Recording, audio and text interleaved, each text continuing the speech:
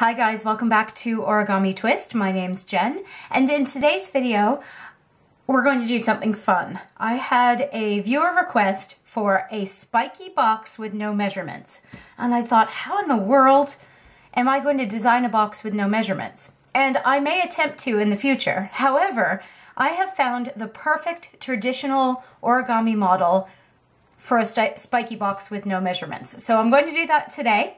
And if you would like me to attempt to design one later on, I'm happy to give that a go as well. But I just thought this one would be really fun and kind of fits the brief perfectly. Now, to go along with that no measurement theme, we're going to start with a rectangle today. And this particular origami model is actually made out of an origami square. So first we need to get a square. And if we've got no rulers or cutters or anything around except a pair of scissors, then this is how we're going to go about doing that. I've got a sheet of printer paper here, but really all you need is a rectangle sheet of paper. You're going to take the short edge of the paper and bring it up to meet the long edge, pivoting at the corner. So the beginning of the crease is actually going to start exactly in the corner there. And you're going to line this up perfectly so that this corner is sitting right on that edge and crease. When you do that, you actually create two right triangles.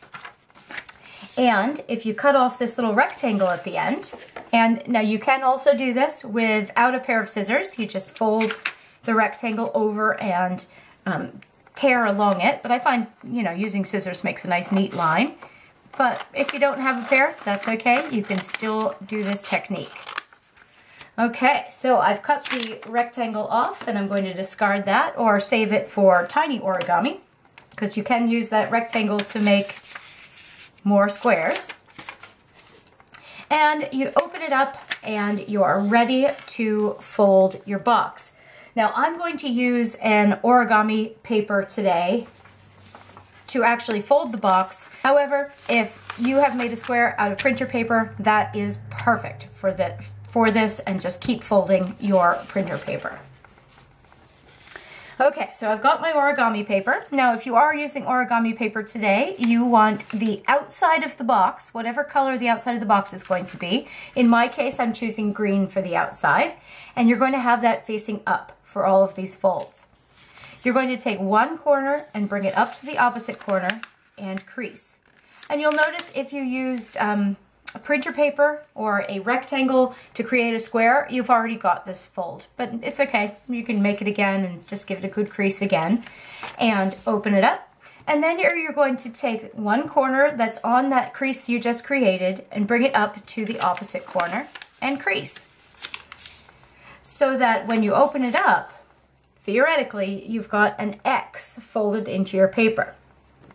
You're now going to turn the paper over and get ready for the next fold.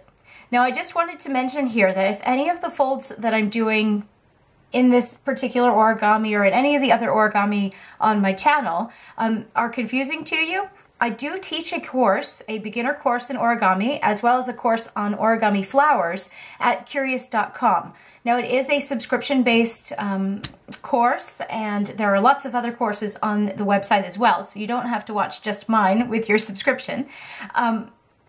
But that will give you all of the details of this in step-by-step explanations. It's very, very detailed. So if you're needing a bit more help with that, I'll put the link in the description box below. And I believe there is also a coupon code of some sort connected to that link as well, so that you can save a little bit of money. Yeah, so definitely check that out if you're having any trouble at all with these folds. Okay, so you've got your X folded into your paper and you've turned your paper over. We're now going to take one edge, bring it up to the opposite edge, and crease. And this is not a technical term, but I do like to call this the book fold because it looks a little bit like a book. There you go. You know you've done it correctly if it looks like a book. You're going to open up and then bring the other two sides up to meet each other and crease. So that when you open it up again, you now have a plus sign creased into it and also an X creased into it. but the creases are actually going opposite ways. So some of them go this way and some of them go this way. The X goes this way, the plus sign goes this way. Okay, now we're going to collapse the model. And as I said, check out that Curious course if you need a little bit more step-by-step stuff here. But essentially for today's example, we're going to take the two corners, bring them up to meet in the middle, and then it looks like you've got a big mouth here or a beak, and you've got a beak-shaped piece of paper here. You're going to close the beak on one side, close the beak on the other side, and essentially what that does is collapses the model so that you've got a tiny little flat square and some layers of paper inside, and then a tiny little flat square on the other side.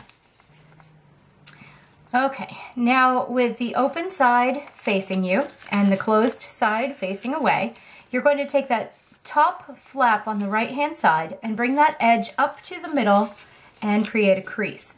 It's sort of like half a kite that's being created there. And you're going to do the same thing with the top flap on the other side, making sure to leave that bottom flap as it is. It's just the top one that's being folded here. There you go. Now you're going to turn it over and do the exact same thing on the other side, only this time you don't really have to think about it because you can line up that fold. As long as you've done it correctly on the other side, you can line it up with the fold underneath. And same thing on this side, top flap, folds in.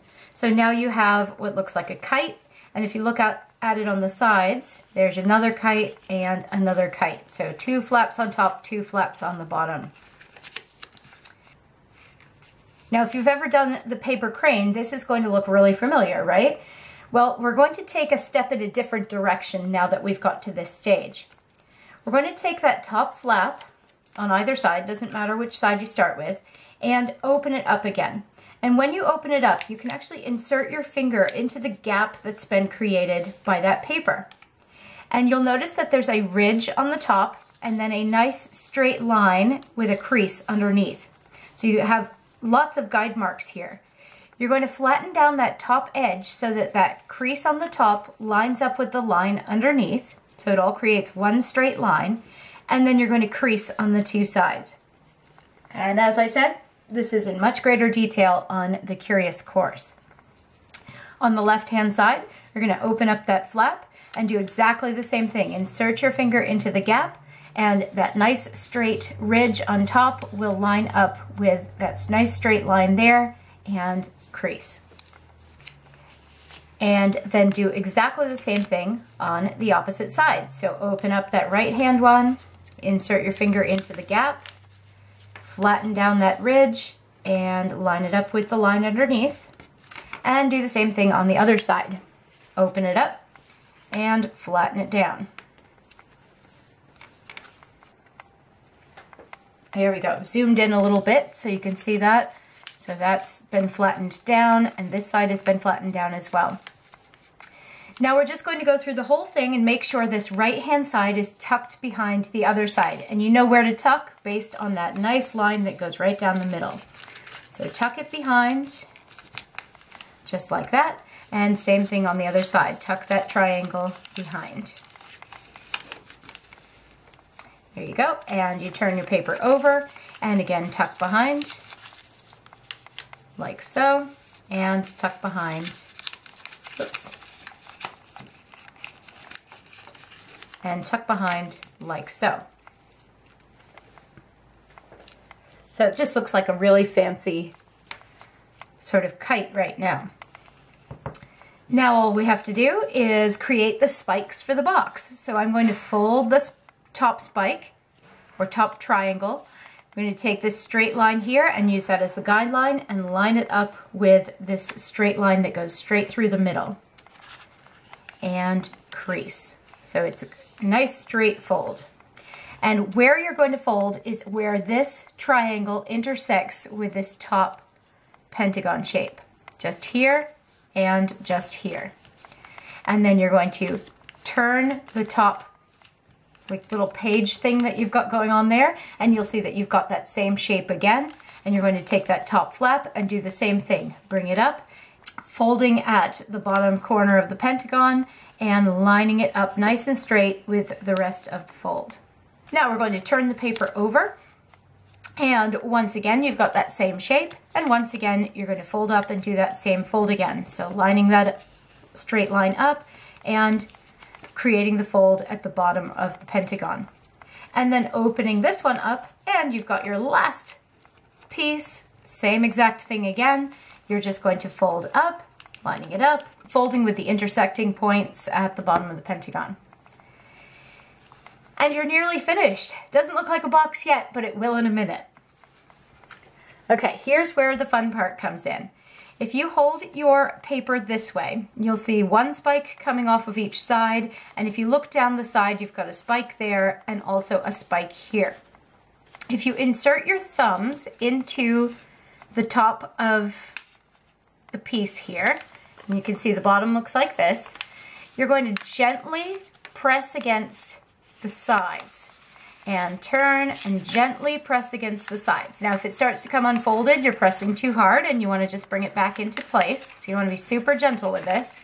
But as long as you are pressing against the sides and pulling out the little spikes a little bit, it should start to turn into a box. And as I said, you might have to, play with it a little bit, get the sides to push out a little. Make sure that it's all inflated, but there you go. One spiky origami box with no measuring. I hope you enjoyed that, and as I said, if you had any trouble with it, there is a course below that you're more than welcome to check out. And please let me know if you have any requests. I do love them, and I do have a little list of requests in the waiting, so they're coming soon. But I hope you enjoyed that spiky box with no measurements, or as its traditional name is, the Origami Star Box. And I hope you make a whole bunch of them, and we'll see you back here on Wednesday with another video.